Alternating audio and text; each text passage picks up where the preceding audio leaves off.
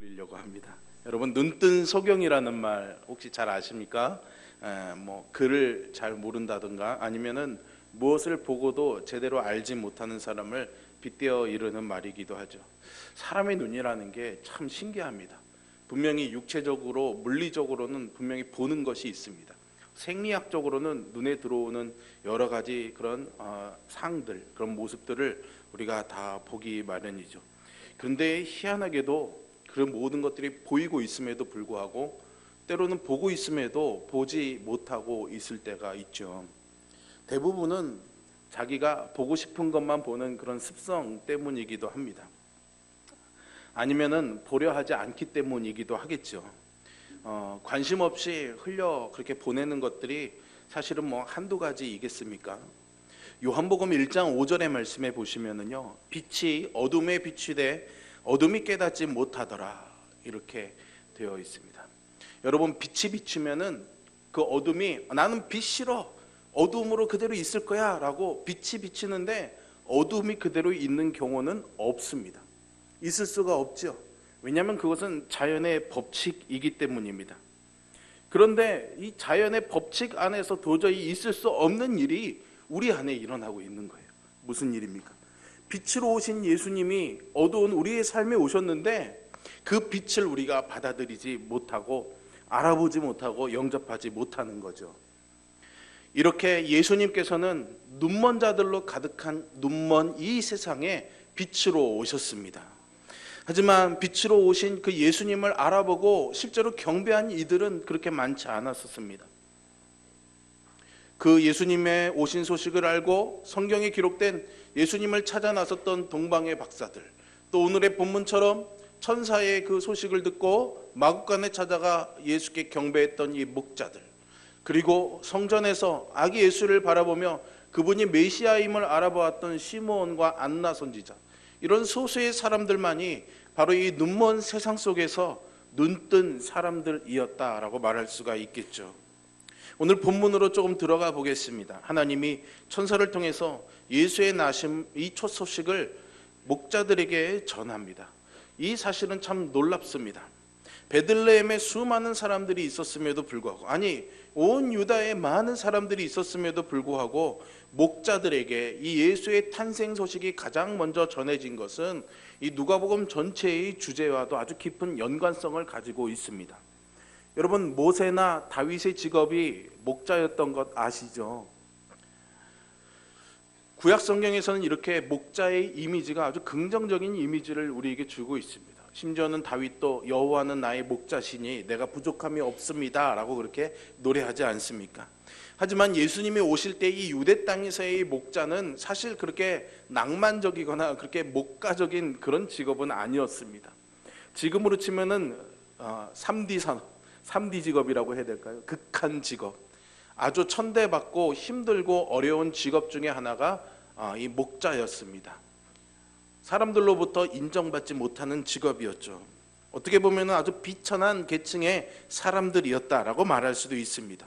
그런데 이들이 이 예수님의 탄생 소식을 처음으로 들은 그 사람이 되었다라는 것은 하나님의 은혜와 복이 누구를 향하고 있다는 것을 우리에게 알려주는 거겠습니까? 바로 예수 그리스도께서 오셔서 빛으로 오신 그 이유는 바로 이 목자같이 어둠에 있는 자들, 사회적으로 소외되어 있는 자들, 영혼이 어둠에 갇혀 있는 자들, 비천한 사람들을 위해서 예수님이 오셨다는 것, 그래서 그들에게 이 소식이 가장 먼저 전해져야 된다라는 것을 우리에게 보여주고 있는 것이죠. 예수는 베들레헴의 한 구유에서 소리 없이 태어나셨지만 그 탄생의 목적과 의미가 바로 이 누가복음 그리고 마태복음의 서원에서 아주 심상치 않게 드러나고 있습니다. 목자들은 주의 사자가 곁에 서고 주의 영광이 그들을 두루 비추게 되자 크게 두려워하였습니다.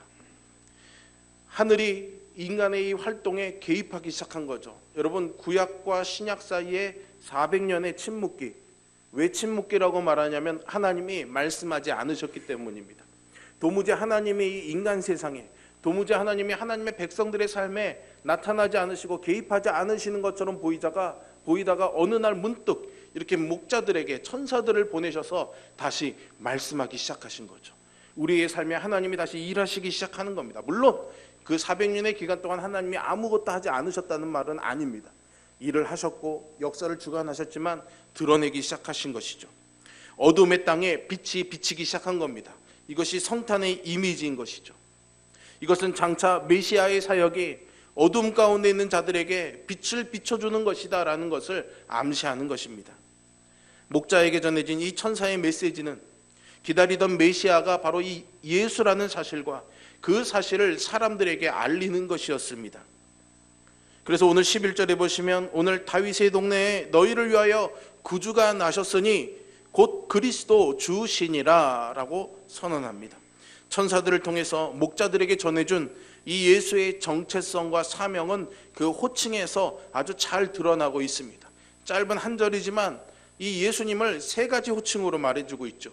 구주라는 단어, 그리고 메시아라는 메시아의 헬라어 동의어인 그리스도라는 단어, 그리고 주라는 이 세 단어를 호칭하면서 이 예수님을 말해주고 있습니다.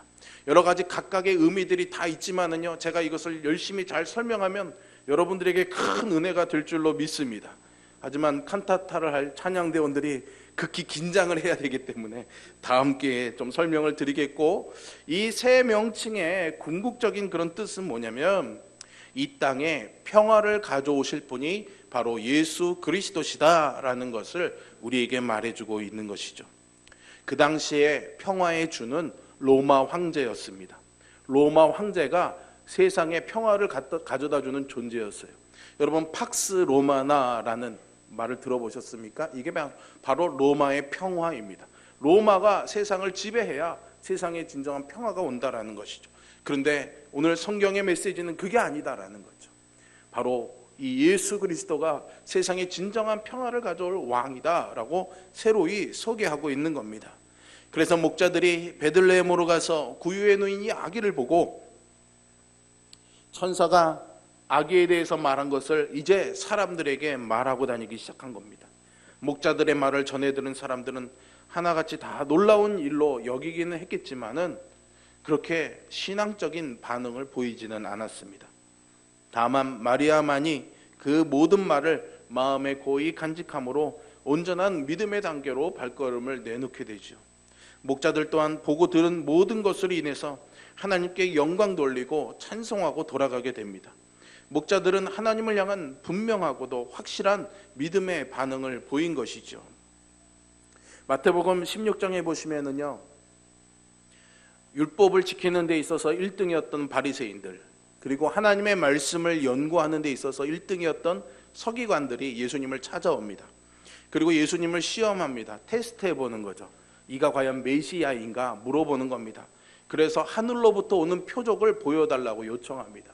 표적을 보여줘서 당신이 정말 이 하나님이 말씀하신 이 구약의 말씀에 메시아라는 것을 우리에게 보여주십시오 라고 말하는 거죠. 그런데 여러분, 사실 이 질문은 되게 생뚱맞은 질문입니다. 왜냐하면 이미 예수님은 많은 기적들을 보여주셨기 때문이죠. 그러한 것들은 예수님이 이미 메시아라는 것을 충분히 입증하고도 남을 만한 기적들이었습니다. 이 요구에 대해서 예수님이 이 마태복음 16장에서 이렇게 말씀하십니다.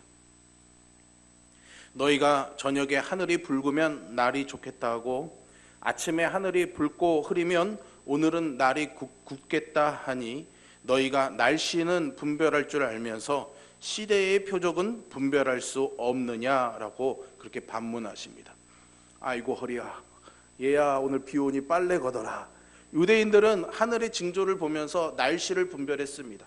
그러나 정작 자신들의 앞에 나타난 이 예수님을 보면서 시대의 영적인 변화는 분별하고 있지 못했던 거죠. 그것도 가장 이 종교의 신앙, 유대인들의 신앙에 있어서 가장 선두라고 말할 수 있는 바리새인과 서기관들이 말입니다. 이 사람들이 예수님께 찾아와서 이 질문한 것들로 인해서 그들은 이 예수님을 잘 알아보지 못했던 거죠.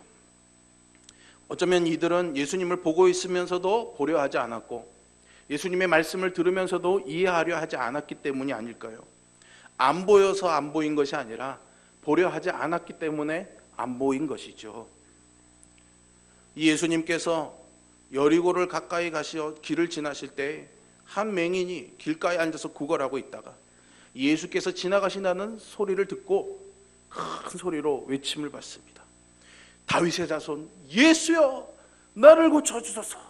사람들이 시끄럽다고 만류를 하는데도 착같이 소리를 지르면서 예수께 구했죠. 그리고 그는 그 간청에 응답받아서 고침을 받게 됩니다. 비록 이 사람이 육신의 눈은 멀어 있었지만 믿음의 눈은 열려 있었기에 예수가 그리스도임을 보았던 것이죠. 반대편에 있던 사람들은 육신의 눈은 열고 있으면서도 이 믿음의 눈이 닫혀 있었던 것입니다.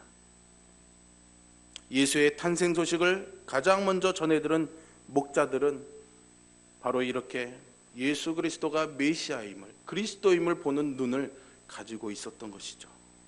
천사들은 목자들에게 강보에 쌓여서 구유에 누워있는 이 아기를 보게 될 것인데 그것이 바로 표적이라고 했습니다.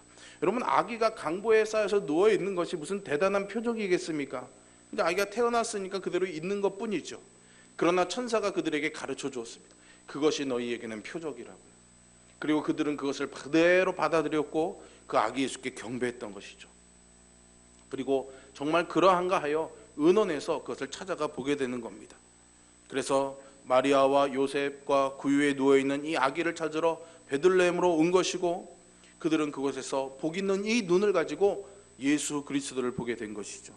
비록 이들이 세상의 중심이 아니라 세상의 언저리 가장자리에 머물면서 비록 가축을 치면서 살던 비천한 사람들이었지만 그들은 눈먼 세상 가운데서 눈뜬 사람들이었습니다.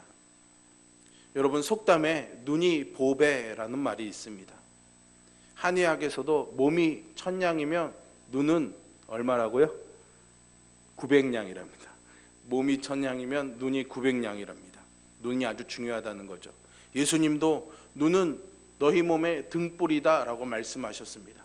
유진 피터슨이라는 신학자가 성경을 좀 더 쉬운 언어로 다시 재번역하면서 메시지라는 성경을 쓰면서 이 부분을 너희 눈은 너희 몸의 창문이다 이렇게 번역을 합니다. 그렇죠, 여러분.